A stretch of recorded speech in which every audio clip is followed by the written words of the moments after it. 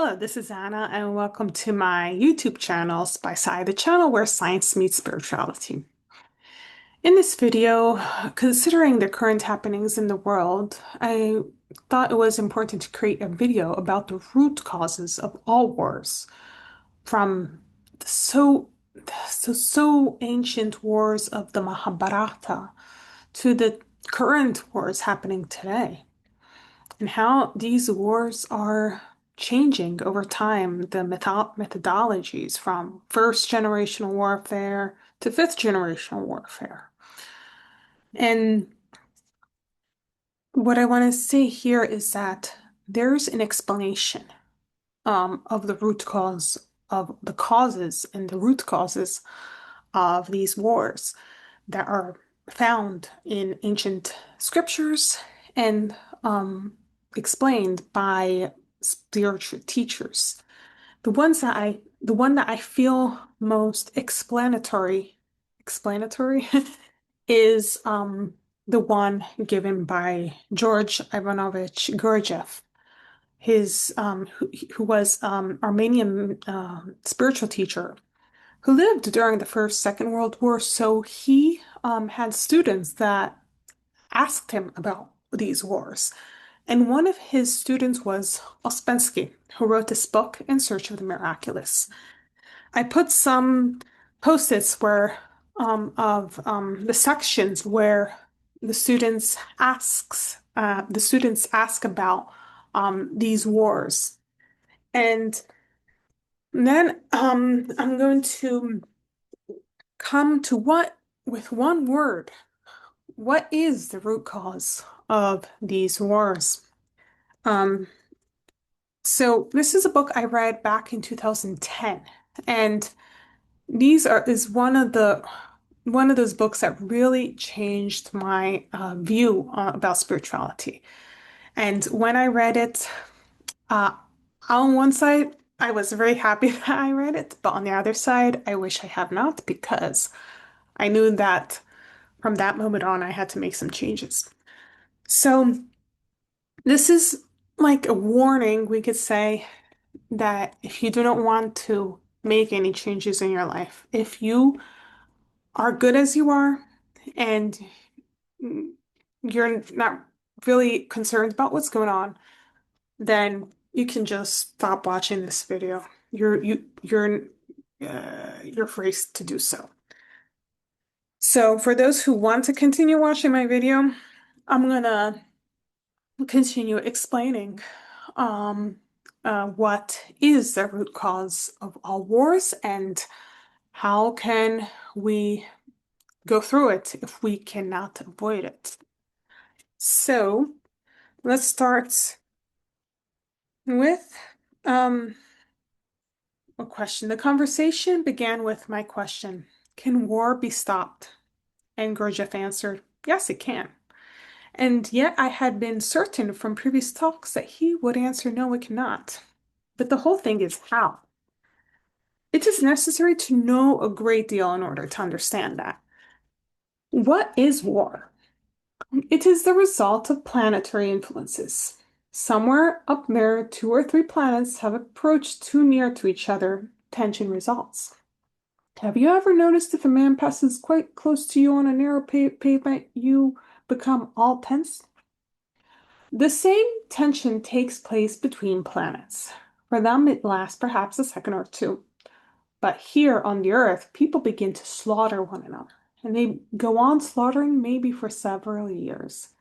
It seems to them at the time that they hate one another, or perhaps that they have to slaughter each other for some exalted purpose, or that they must defend somebody or something, and that it is a very noble thing to do, or something else of the same kind. They fail to realize to what an extent they are mere pawns in the game. They think they signify something. They think they can move about as they like. They think they can decide to do this or that. But in reality, all their movements, all their actions are the result of planetary influences. And they themselves signify literally nothing. Then the moon plays a big part of this, but we will speak about the moon separately. Only it must be understood that neither Emperor William, nor generals, nor ministers, nor parliaments signify anything or can do anything. Everything that happens on a big scale is governed from outside and governed either by accidental combinations of influence or by general cosmic laws. So that is one explanation that he gives. His is a pretty dire explanation in the sense that it seems like we have no control over our lives with these planetary influences. And the first thought would be a refusal of this, that this can even happen. It's like, no, I don't believe in planetary influences and astrology, all that BS, because we're afraid that we won't control our lives. I personally believe that we can control our lives. We have free will, and that many of us are not using that free will, and that we are the creators of our own destiny. Um, but there are certain factors that come in that make our life a lot more or less controllable. If we think about Carl Jung, what he says that until you make that unconscious conscious, it will direct your life and you will call it fate.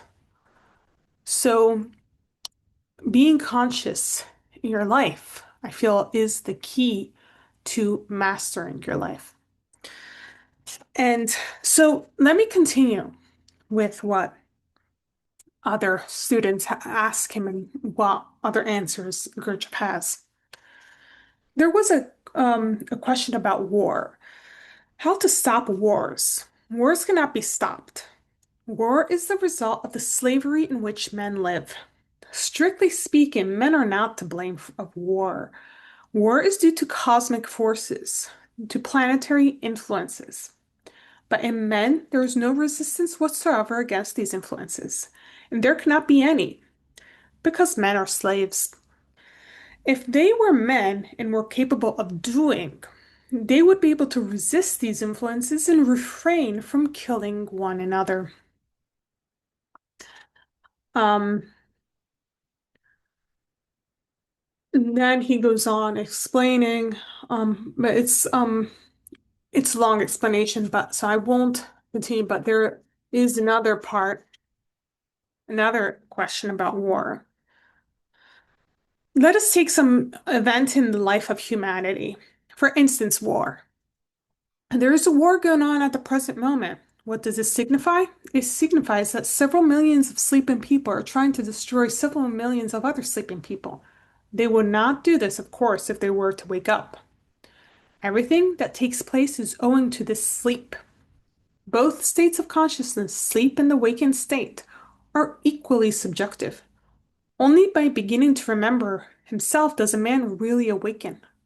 And then all surrounding life acquires for him a different aspect and a different meaning. He sees that it is the life of sleeping people, a life in sleep. All that men say, all that they do, they say and do in sleep. All this can have no value whatsoever.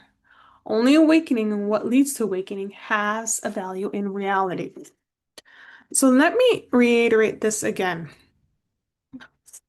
I do believe that we are creators of our reality.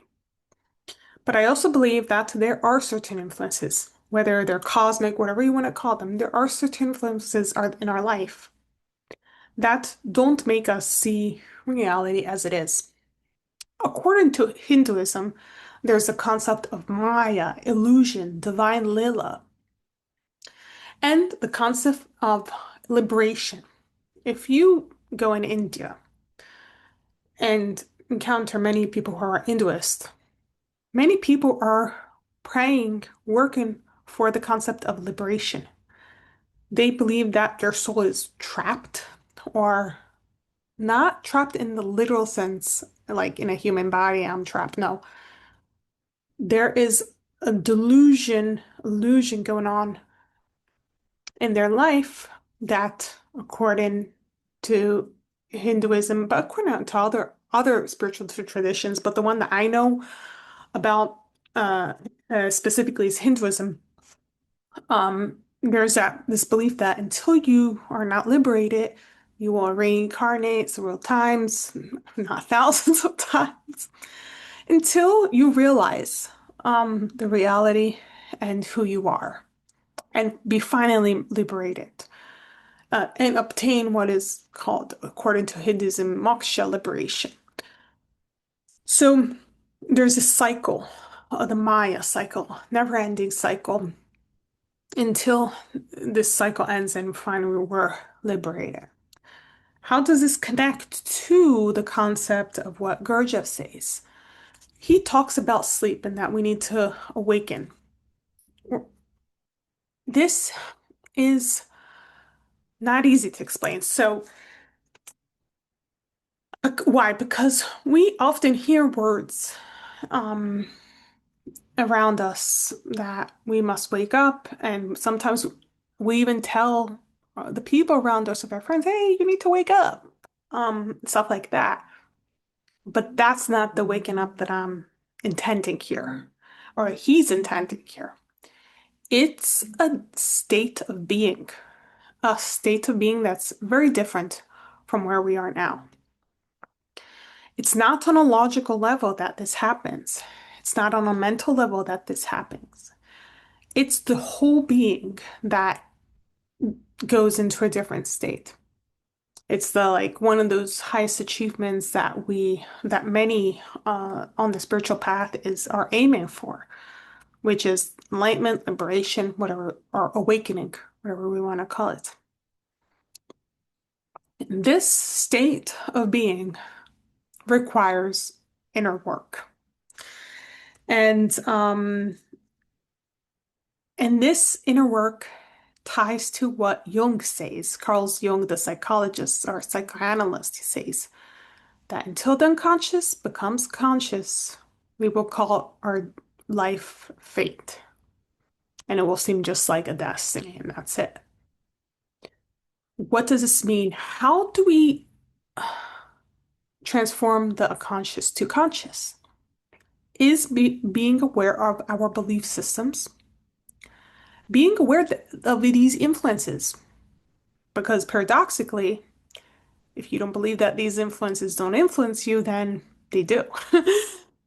So being aware of these influences, in my case, I can speak about like there are certain ancestral patterns that we inherit from our ancestors, certain belief systems that I have studied through the study of my family tree, for example.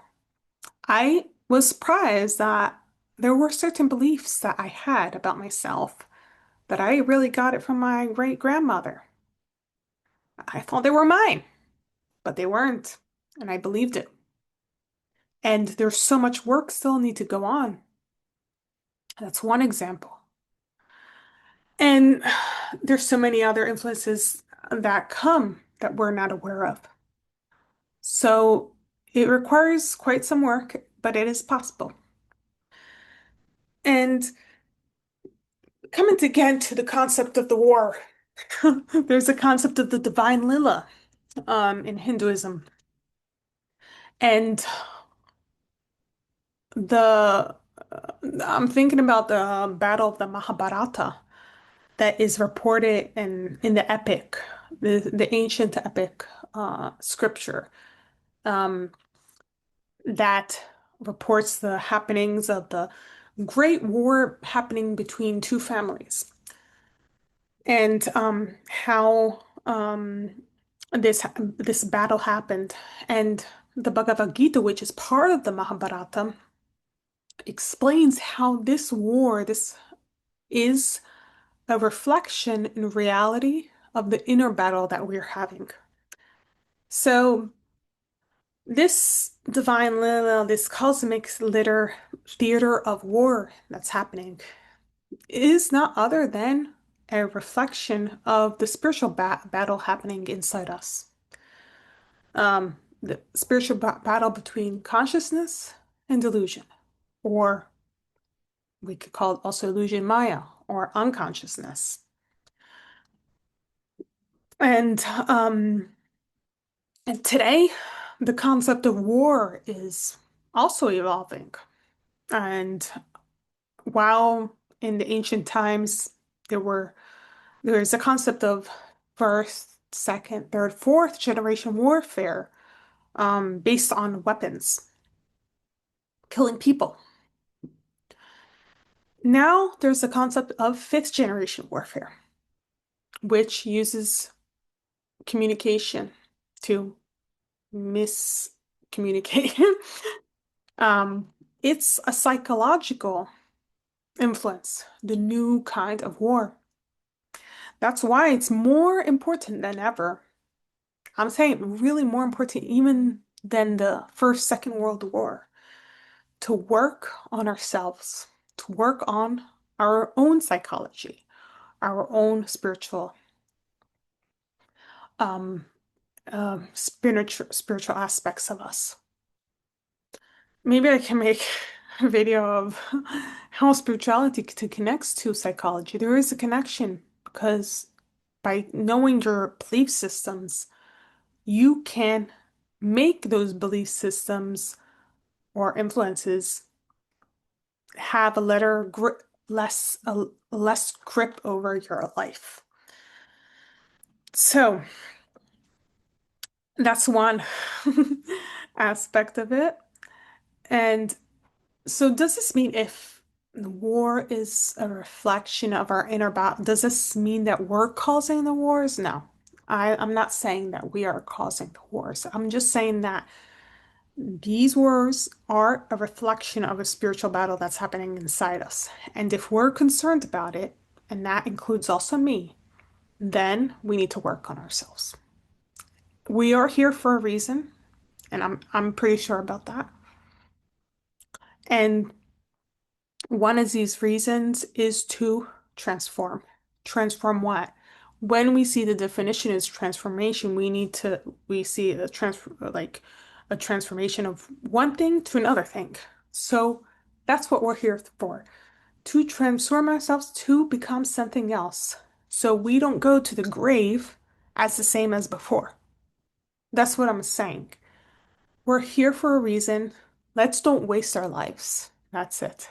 Let's use our lives for the reason we came for this transformation. So let me wrap it up again. Summarizing what I want to say is that the root cause of our wars is unconsciousness. And we need to work on ourselves because we're here, whether we like it or not. And while the war, should not like aim on avoiding the war because that might not happen. Because and then if we go with the expectation of I'm going to work on myself to avoid the war and the war still happens, we're going to go into depression and a low emotional states. So, what should we do? Learn to not even accept it because we don't want it. Learn to go through it. If we're aware of these influences, that's the only hope to end all wars. Thank you and see you next time.